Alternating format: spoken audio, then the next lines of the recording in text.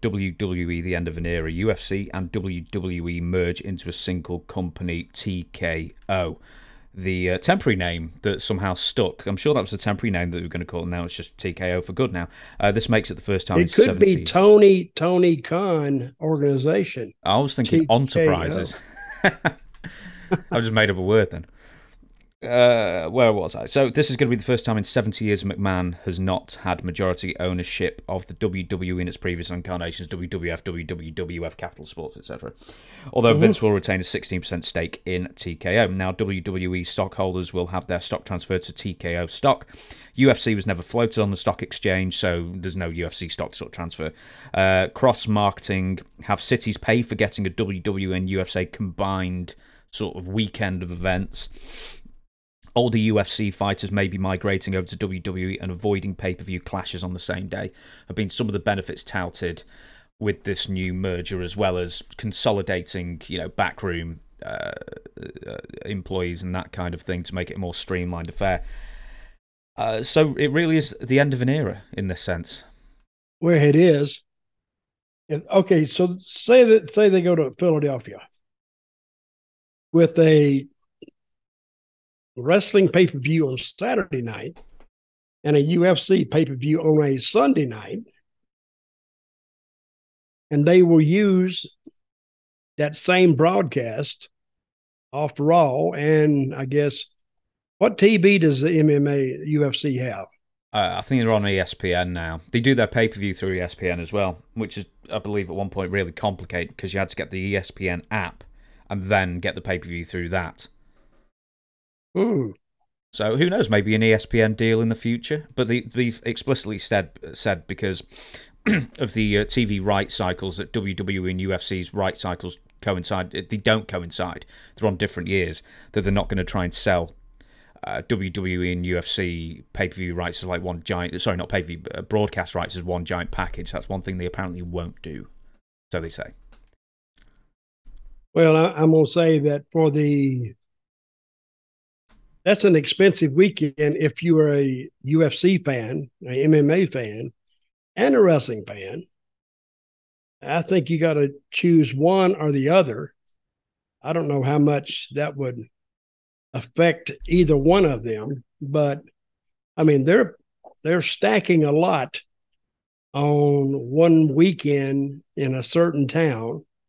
But it is a good idea. I mean, if you piggyback them, one on Saturday night, one on Sunday night, which is not a bad idea. But I think the WWE situation right now, I think it's better than the UFC situation. How so? Well, because they can pick and choose their own stories. The MMA, they actually have to have a guy that's a winner and has a kind of a flow to him, a mouth to him, to get accepted. And I'm very curious to see how this is going to turn out. The thing about UFC that bothers me is when you have a winner, you just have a winner.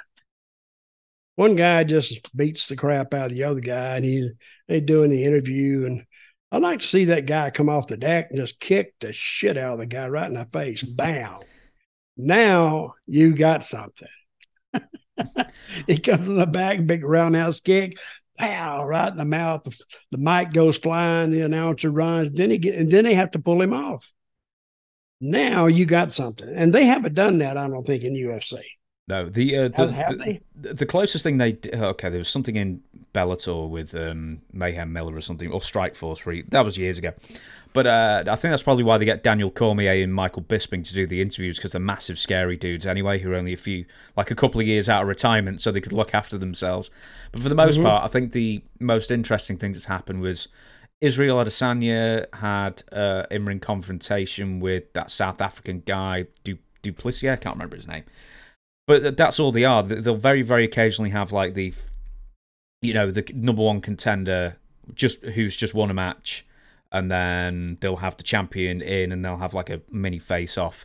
And I think a few years ago, Brock Lesnar faced off Daniel Cormier, in fact, which was actually we believe not in the plans. Brock just got up and just went in the cage and just did it. So that's probably the nearest in years that anything spontaneous has happened in that sense. But that never ended up as in a fight anyway. What do you think is more popular, UFC or boxing? I don't know which one generates more yearly. Probably boxing still, because it's the only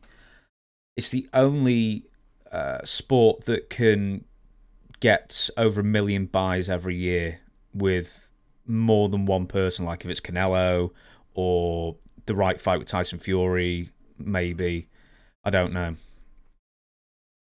They get more than 1 million buys on pay-per-view? Some boxing fights still do, yeah. UFC's very, very rarely does. And now because they're with ESPN, it's all kept in-house, so we don't actually know what the buys are at all. All we've got to go on is how many Google searches they've done in the previous week to see how much interest. And that's the problem, I think. When they pay these guys, we're used to seeing big amounts that he's going to make this and this and this and this. But the other fighters don't make hardly nothing. Nope. According to what they put into it. Say they make 20 grand, but they've trained 6 months for it. How are they going to pay their crew? Who pays them? The crew take a percentage off the top as well. So, the majority. I mean, that's why the Kung Lee lawsuit's out there at the moment, because that lawsuit and another lawsuit that covers a different time frame alleges that UFC pays their fighters so much less than other sports like NFL and stuff. That's why the Logan brothers, they want to do these exhibitions. That's why guys do them. They pay more for an exhibition. I've read. I'm not sure on this. They pay more for an exhibition than they will for a big fight where they're the main event. Yeah, they will. Crazy, huh? Yeah. Those Logan boys are on to something. Now they're doing the influencers. They're doing them against each other.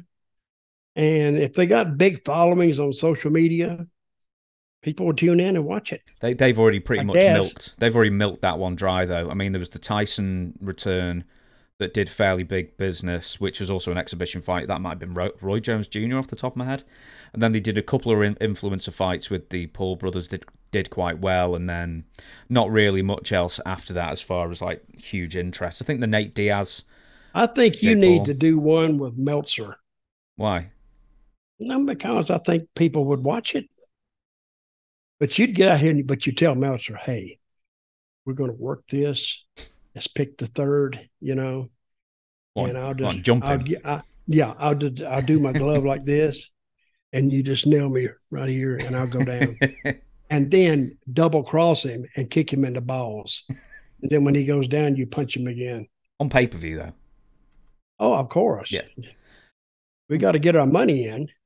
With that being said, do you think, because there's already been corporate bloodletting happening with the merger, do you see a raft of WWE on-screen talent going as well in the near future? Not really. No? No, they need these guys. Because you got the same talent 52 weeks a year. So just lay them off and bring some new ones in. And they're big enough where they can actually eat the salary for a while anyway, because they're still selling the guys merchandise, and they have him available to do all these other things. So say a guy's making $400,000, so give him 3 months off, and he can go and train and do this other stuff.